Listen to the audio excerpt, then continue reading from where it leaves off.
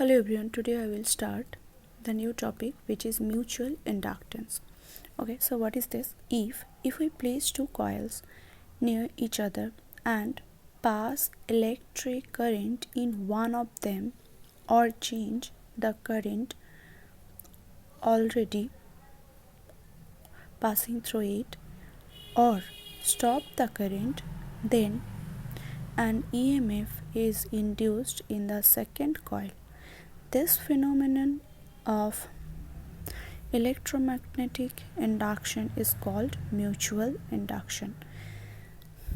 This first coil is called the primary coil and the second one is called the secondary coil. So just look at here. If we take two coil, one coil which is directly connected with the battery, and this is key, and the second one is, this is the second coil which we placed near to this first coil.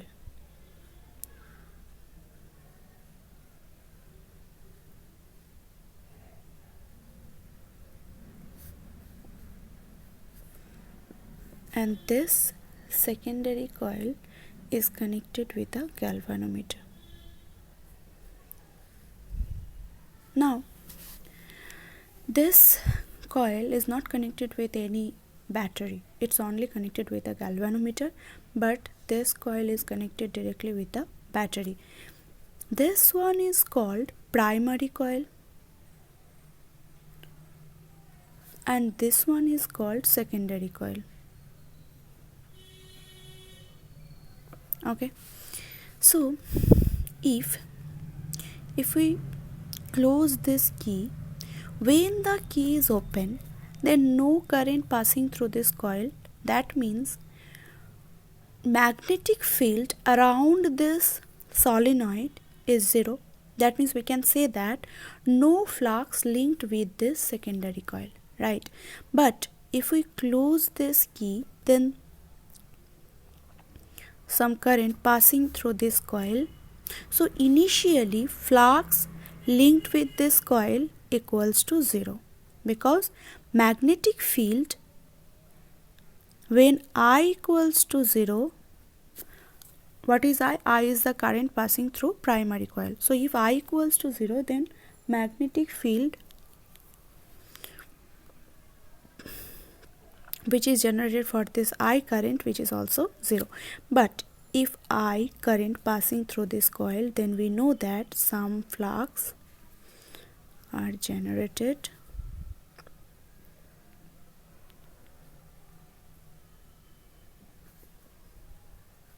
and if we placed this secondary coil near to this primary coil, then some flux linked with this secondary coil, right?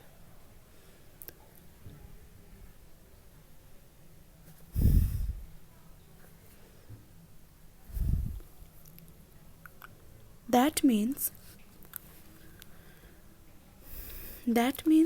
here flux linked with this coil will change.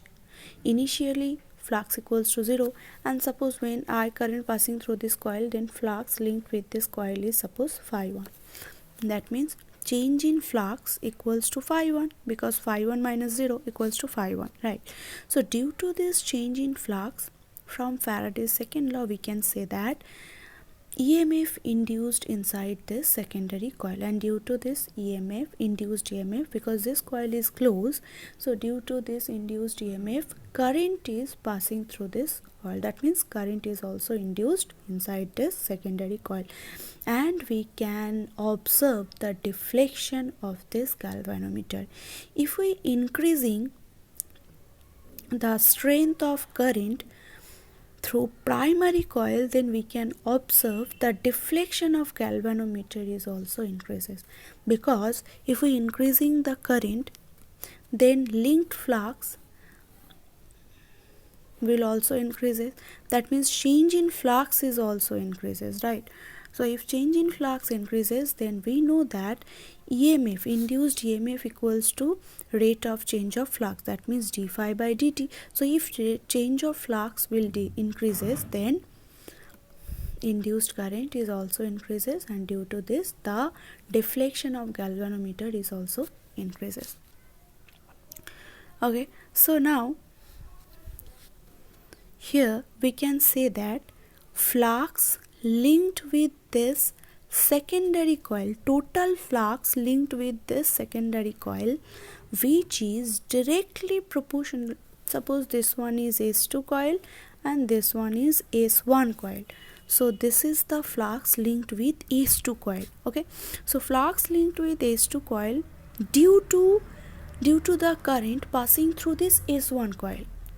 So phi 2, which is directly proportional to I. What is I? I is the current which is passing through this S1 coil. Okay, I equals to current passing through this S1 coil. So now we can sorry.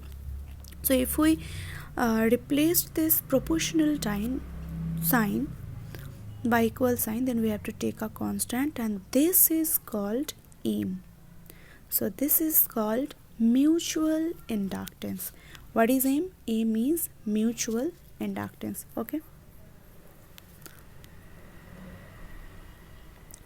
if this is the total flux linked with this secondary coil. Okay, so if we take flux linked with one loop is phi h2 dashed, then and if n number of turns are there, n number of turns which n number of turns are present in S2 coil, then n S2 phi S2 dashed equals to m I. Okay, we can also find out if flux will change through this coil, then we can also find out induced EMF. So induced EMF equals to, we know, d dt of phi. Now here phi equals to total flux, right? So phi S2, because E is the induced EMF inside this secondary coil due to the change of current in primary coil, right? So E equals to, and also mention S2 equals to d dt of m I, right? So m di by dt. So this is our, we can also take negative sign. So what is the meaning, what is the significance of this negative sign? If we want to increase current through this primary coil, then the induced EMF of secondary coil is such that it's resist the increasing of current through this S1 coil. Okay, if we decreasing the current through S1 coil, then the EMF of S2 coil is such that it resists to decrease the current through primary coil, because we know that here if we increasing the current through S1 coil, then this is the cause of flux change which is linked with S2 coil, and we know that induced EMF always oppose the cause for which it produced.